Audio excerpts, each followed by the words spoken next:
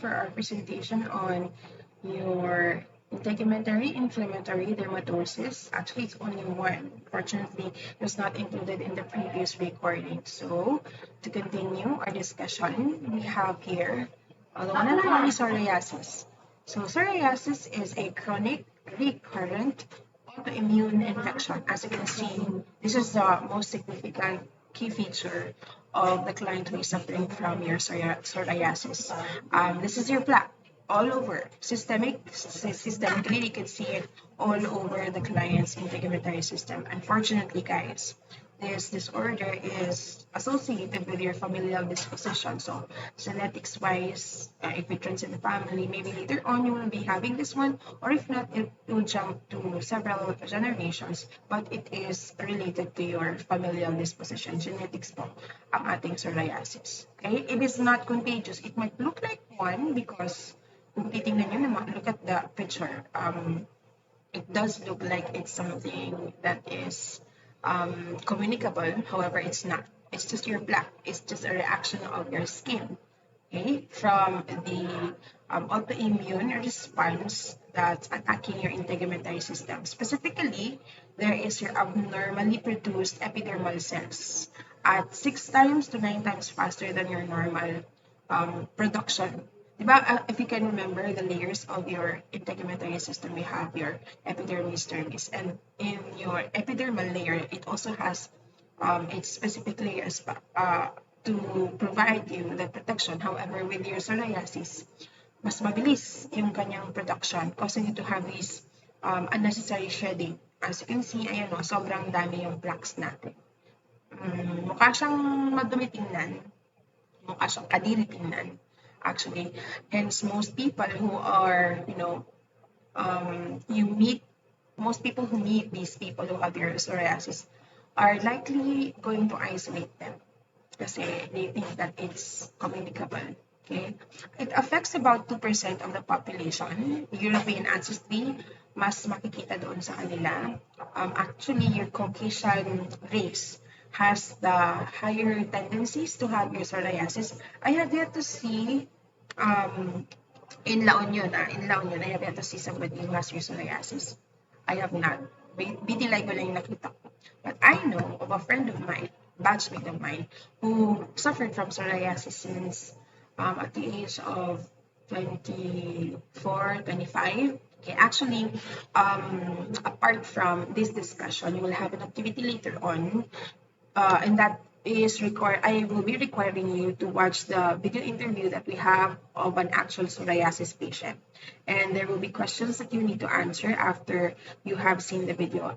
It was conducted last year with my NCM 104 class, the fourth year special class, who will be graduating on February, if I'm not mistaken. So we have interviewed my classmate. I mentioned my classmate who has been suffering psoriasis for more than a decade, and he actually narrated to us his difficulties, his struggles, emotionally, physically, as well as socially. Okay, he experienced a lot of discrimination, and I'd like you to, extract reflection from the interview that we have conducted.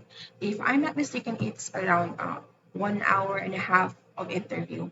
I'll be uploading that onto you later so that you could watch the video at your own pace, okay, and your own time.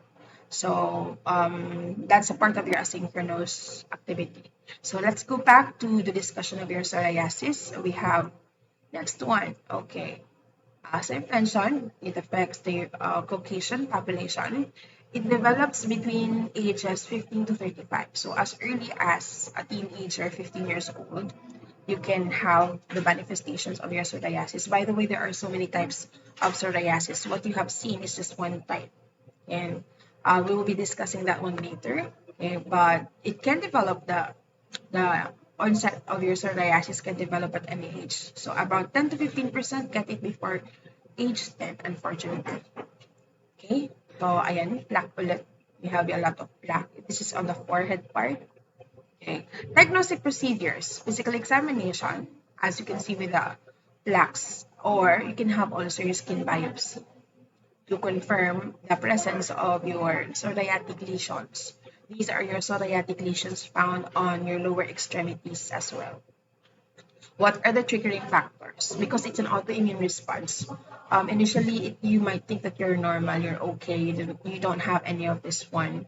Actually, my friend told me that it was quite impossible for him to imagine him having the psoriasis because he was an active individual. He was social butterfly among his colleagues, and he was an extrovert in nature. And then suddenly, by some weird circumstance, bigla na lang siyang nagkaroon ng psoriatic plaque. Okay, it started on the face and then moved on to his other body parts, and then it totally changed his lifestyle. So I think, okay, it might have been triggered with the following.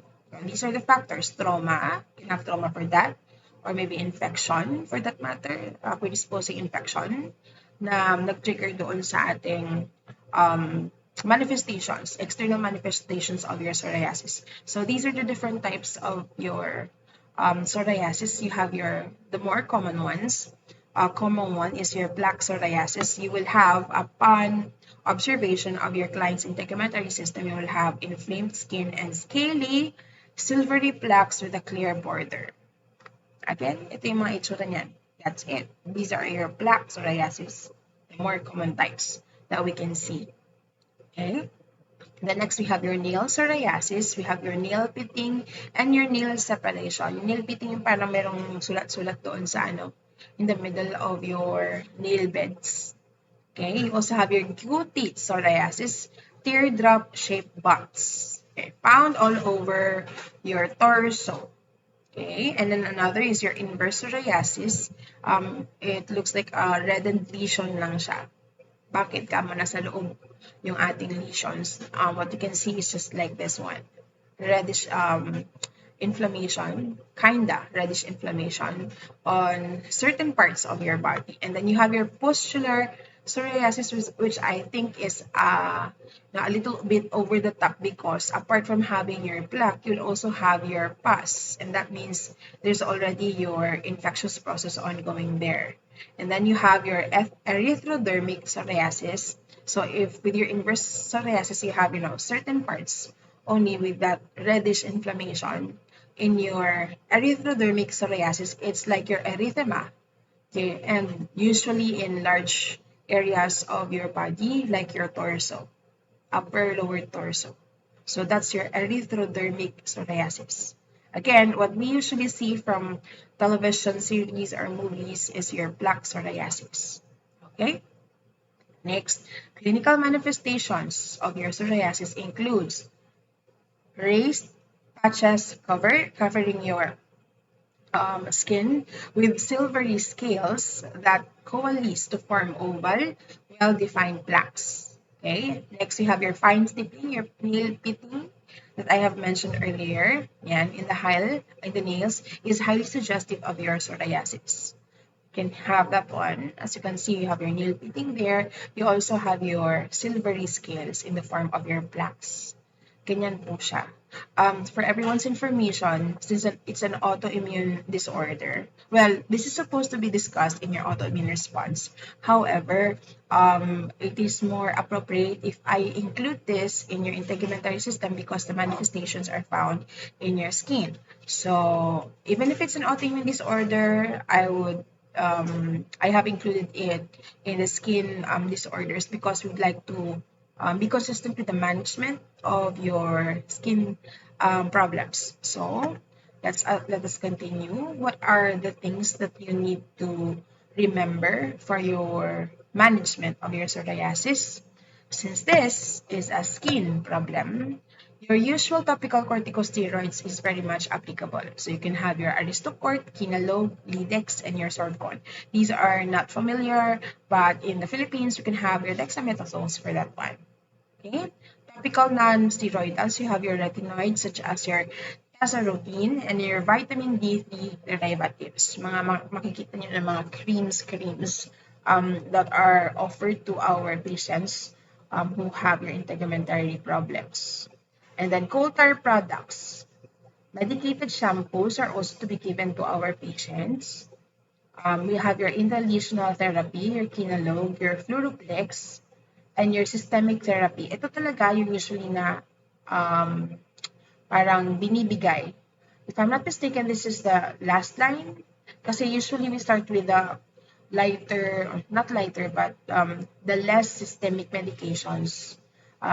Even if the problem is systemic in nature because it's found all over your client's body, usually the doctor provides you your topical corticosteroids kasi mas less yung side effects niya. But if in any case, if the client's psoriasis has become complicated and there are, I mean, the manifestations has become very obvious already to the point that it has affected your client's ADLs and also your client's daily function. So, yung doktor pwede siyang magbigay ng methotrexate, okay, your methotrexate or your hydroxyurea systemic therapy. More likely, psoriatic patients are also given your immunoglobulins, okay, yung mga mahal na mga gamot natin costing around 18,000 pesos, 20,000 pesos. Yun yung mga medications natin. Anyway, the medications for your psoriasis is actually discussed in the interview that we have conducted.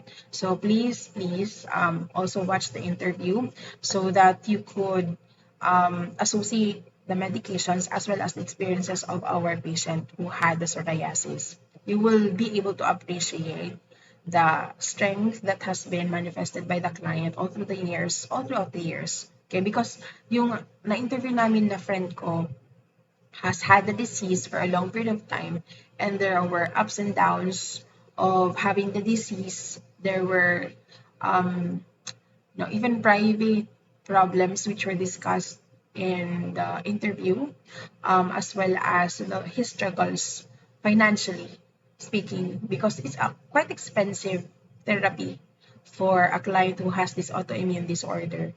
So please watch your interview of your patient who has your psoriasis. The patient's name is actually Patient Gemini. I'll be uploading that interview later on. Okay, so we also have another therapy, that's your photochemotherapy. Chemotherapy because with your chemotherapy, it actually kills everything. That would include your antibody complex along with your antigen, causing you to have the psoriatic plaques. So apart from having your topical corticosteroids and even your systemic therapy, you also have your photochemotherapy to help out in the lessening of the manifestations of your plaques. So you have your UVA or UVB light plus your PUVA. It combines your UVA light with your oral Soralems or your oral corticosteroid therapy. That's how it's actually done. Again, I would like to reiterate this non-infectious dermatoses psoriasis has no cure. Kasi ang problema mo dito, it's your autoimmune system. It's your autoimmune response that is attacking your epidermal layers, causing you to have this unnecessary shedding happening to your client. Okay, so for patients who are suffering from psoriasis, it's like they'll have to deal with it for the rest of their life until they die. What they need to actually remember is they should manage the flare-ups of these psoriatic lesions. Okay? Their goal here is to maximize their functions. Okay, even if they have these psoriatic lesions that are seen. More likely, ang pinaka-problem talaga dyan is yung socially, you are being isolated because of how you look. Because it's quite different. People who have your psoriatic plaques, yun nga, might look really weird to everyone. Might look that they are sick and they are communicable. And so that being said, others would not want to be in contact with them, something like that. And another thing is people who have your psoriasis will also have effects on their joints. Meron tayong mga rheumatoid arthritis kasi as complications of your psoriasis. Okay? So what are your nursing management? Number one, education. Not just only on the part of the patient having the disease, but also of the people surrounding him. We need to educate that it is not a communicable disease. We need to educate that as part of the society, should provide them equal opportunities. Doon sa aming interview, na-mention doon ng aking friend na um, he was up for a promotion several times, but because of his disorder, because of how he looks, he was, he was not accepted or he was not promoted to such position, despite the fact that he was the performing employee, something like that. And then nobody would like to sit beside him kasi nga he was shedding a lot of the plaques. So it's quite hurtful on his part because no, wala naman siyang ginagawang masama para sa ibang tao. It's just him and it's just his disease and he can't do something about that already. Okay, so drug therapy also, you need to educate the patient on how he needs to manage his psoriasis, especially the constant regimen. Actually, doon sa aming interview, he mentioned that he was required to have your monthly injections of your medications, your immunoglobulins. Unfortunately, it costs yun nga, sobrang mahal siya. 18,000 per month. How would he be able to find money to buy that one? We, as a batch, high school batchmate kasi namin siya. So, we looked for ways and means on how we could donate money for his, for the management of his disease because last year, he was bedridden for like ang tagal na siyang bedridden, hindi siya nakakagalaw, hindi siya nakakaligo, nobody was taking care of him, his family actually left him alone. And yun nga, when I talked to him, napaiyak ako kasi sabi niya, naghihintay na lang ako na mamatay. Yun na lang yung hinihintay niya. And then so, it was with the efforts of the whole high school batch that we we gave him support, medical support, and we asked people to actually visit him, etc., etc. Then now he's doing well, much better than before. Okay, so education, kailangan education, and then also continuation of your and compliance of your drug therapy. Advise patient not to pick or scratch because unfortunately, apart from looking very weird to everyone, yung lesions that you're manifesting as a patient who has your psoriasis is medyo makati po siya talaga.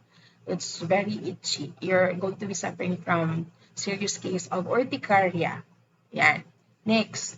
Next, we have teach patient measures to prevent dry skin.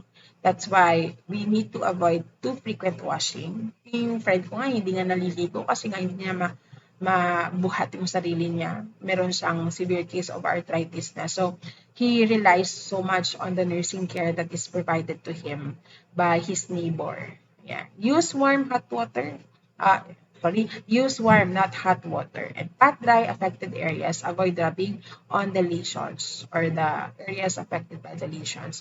Use emollients to moisturize your skin. Remember, we need to prevent the dry skin from actually happening. And it's very important that we encourage the verbalization of the client's feelings. Yung friend ko kasi, ang prinsipyo niya sa buhay, I can do this on my own. I don't need any help. Okay, but when I asked him about his situation, yun nga, it was not true that he can live on his own and do everything on his own. He needed help. And we convinced him that he should receive the help that we can have or we can give to him as a high school batch. As in, it was during those times na talagang we poured out all our efforts to actually help him out. Even asking some of my batchmates to accompany him to the emergency department because he has not seen a physician or a doctor for a long period of time. Yung sabi ko nga kanina na, hinihintay na lang niyang mamatay siya kasi wala namang tumutulong daw sa kanya. Ma-pride kasi yung bakla yun. Ma-pride kasi yung friend ko na yun. Kaya yun. But he understands now that no man is an island. So, introduce successful coping strategies during that time when I interviewed him and asked him about the situation. Kinikim-kim niya lahat ng mga frustrations niya sa buhay because he was when we were in high school, he was at the top of the class. So he was a performing student before. And sabi ko nga, when he had his job, he was really performing. Kaya lang yun nga, he needed to have a 180-degree turn and stop everything because of his situation. So, ano ba yung coping strategies na ginawa niya? Actually, none eh.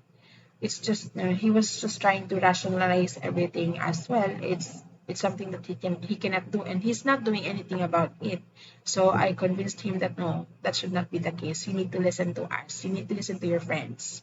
Okay, so we right now he's better at his um coping strategies. Actually, when I last talked to him, meron na siyang sariling Kumu account. And kasi singer siya. So, during that, this time around, he is becoming very sociable already. Pero nasa online lang because he could not go out. He could not walk still. But he's able to manage his emotions quite well these days. So there is successful coping strategies that he has employed this time around. Okay? Ayun, wala na pong, we should not discuss about your frostbite anymore. But that's the end of our discussion for your psoriasis. I will be uploading your psoriatic interview with the psoriatic patients later on. And then I'll be providing you questions that you need to answer. Okay, so thank you very much, everyone. And we will see you tomorrow. See you, guys. Bye.